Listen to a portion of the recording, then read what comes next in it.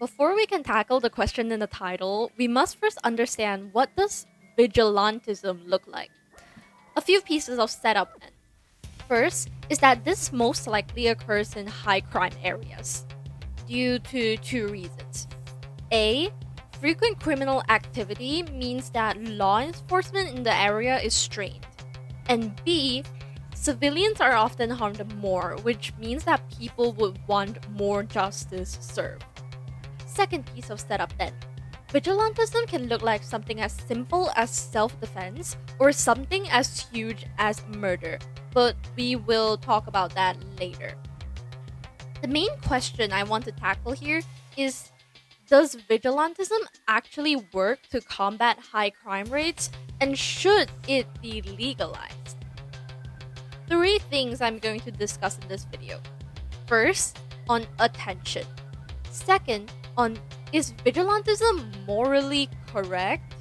And third, we'll be breaking down some fictional vigilantes. So, starting off then, on attention.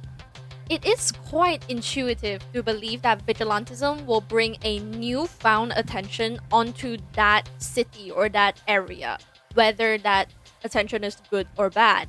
The question then is whether all attention is good attention. This is actually similar to my last video about eco-terrorism. Let's say you want to prove that all attention is good.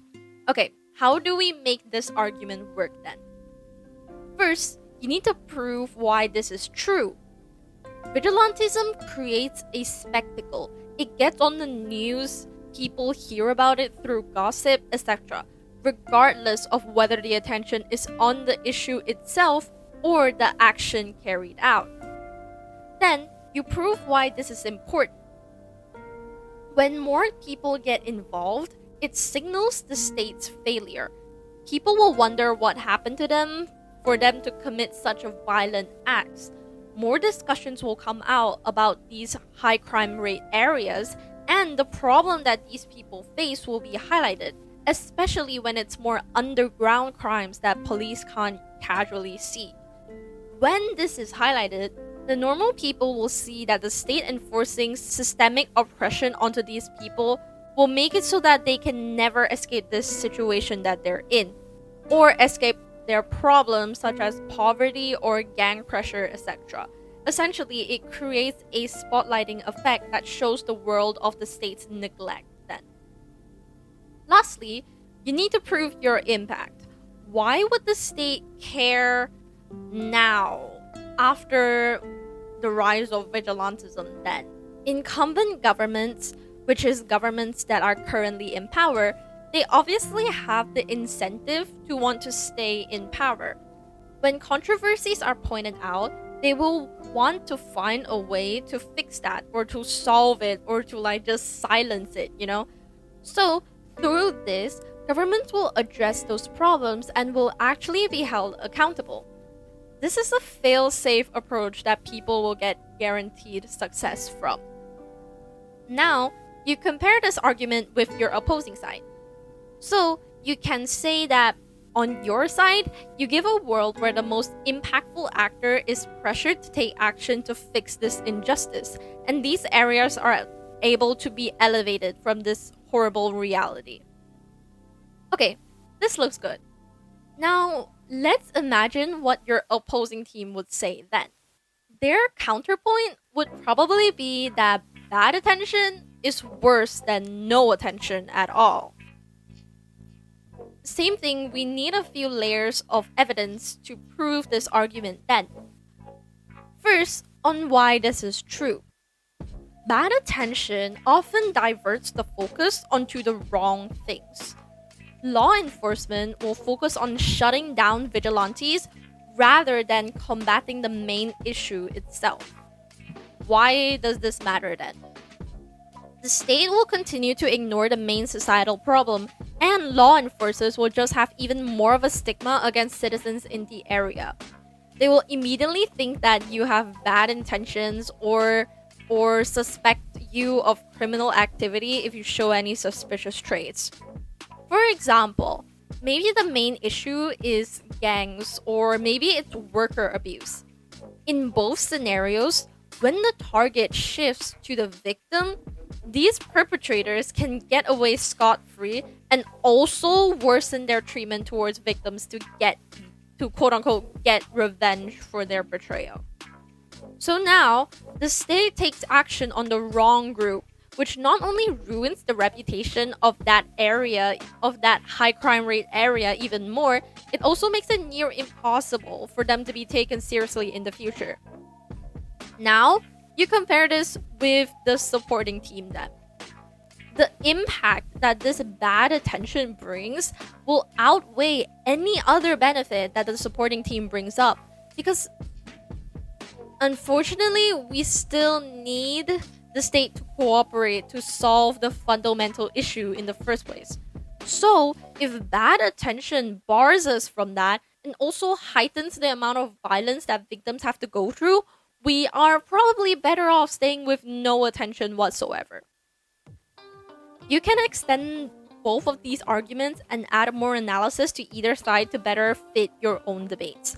But these are the ideas I commonly see in these types of vigilantism debates, that don't just blindly believe either side, do some thinking or research of your own and come up with your own opinion. Second main point to discuss then. Is legalizing vigilantism morally correct? Now, this might not seem like an important thing to discuss. However, when you know how to argue principled arguments, it can indeed outweigh the practical impacts. Let's take the most common topic as an example. We would ban smoking. If you are on the side of not banning, you will probably say that principally, we all have the right to bodily autonomy. We have the right to choose what we do regardless of whether that activity harms us, because we ourselves have made the decision to take part anyways. So, whatever practical health impact the supporting team brings up is useless, because that doesn't affect the fact that you take away people's fundamental right to choose when you ban something. Yet, the supporting team can also use the same principle against you. For example, we outlaw murder because it perpetrates violence and harms people, even though murder is technically a decision we can make. So, there are examples where the state takes away our freedom of choice to a certain extent to ensure public peace.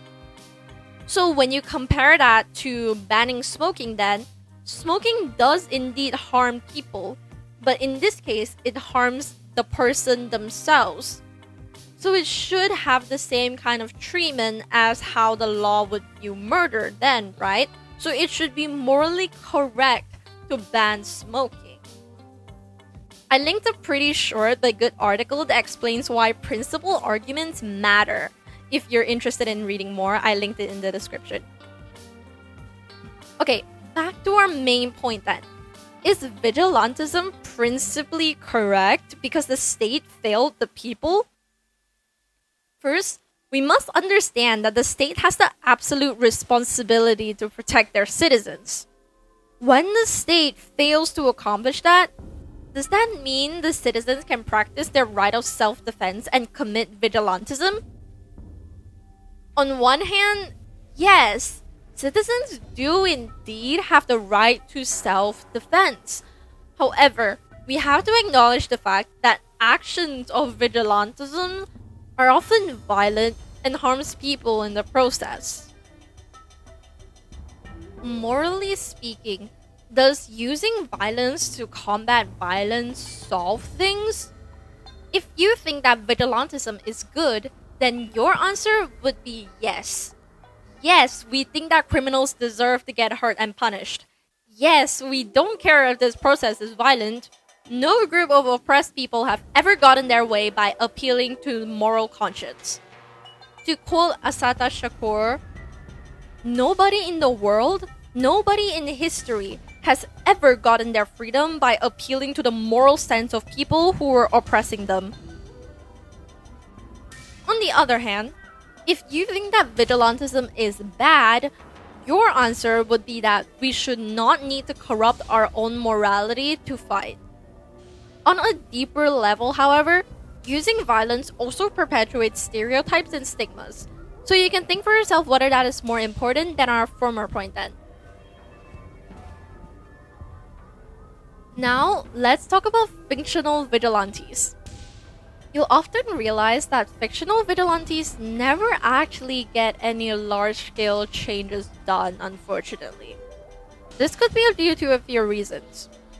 First is that they often work solo or have like secret identities that, whether it's Tommy in a vigilante AU or Spider-Man, you'll notice that they don't really achieve any real structural change. So, this brings me to the importance of groups and teamwork. I know the reason they don't get any large-scale change could be because they want to add more drama in the story, but I just like taking things too seriously sometimes. Okay, about groups and teamwork then. People by default are taught to follow the law and to rely on their community. But when their community is corrupted and law is ineffective, they can only rely on themselves. People still want to live safely. There is an incentive for people to want to find a way to fight crime themselves. When people band together to regulate vigilantism, there's a strength in number to resist frequent criminals. This results in three things. First is that gangsters who use scare tactics to keep people in line, they aren't able to do this when the community overpowers them when they flip the table onto them. So, large-scale gang retribution is also unlikely because it attracts the attention of the media and the police. Second, criminals that aren't afraid of the law anymore due to complicity by police are threatened by community retribution instead. Thus, it still leads to reduced crime rates. Thirdly, a community of vigilante makes it so that even weak elderly or the youth won't fall into the trap of crime because community pressures against it. And when you're growing up in a community where crime is being dealt with violently, the youth would not see crime as something easy to do. Through this, there is a wave effect where more people can band together to counter crime, becoming a beacon of hope for change. The law is still going to exist. Things like murder is still going to be illegal. So, through the community banding together to regulate vigilantism, it will make it so that there won't be vigilantes that go to the furthest length. This creates a natural check and balance mechanism that makes it so that both sides won't go to extreme lengths. Before we end this then, here's something interesting to think about. Arguments about vigilantism can be brought up in a lot of debates. A topic I've seen recently is, in regions of extremely high rates of gendered violence, should we grant amnesty to women for violent crimes that they commit? You can use the 2 points that I brought up in this video to think about this topic, and you could also think about how this action would pan out for each group of people involved and how that would affect social norms. Conclusion. The way we think about vigilantism is sometimes a little too fictional and not grounded, so it's kind of hard to have a clear opinion on this. However, I believe that if you truly want to learn and do some research, you can come up with an answer on your own. Happy thinking! Bye! Also, why are Minecraft fans so obsessed with superhero AUs?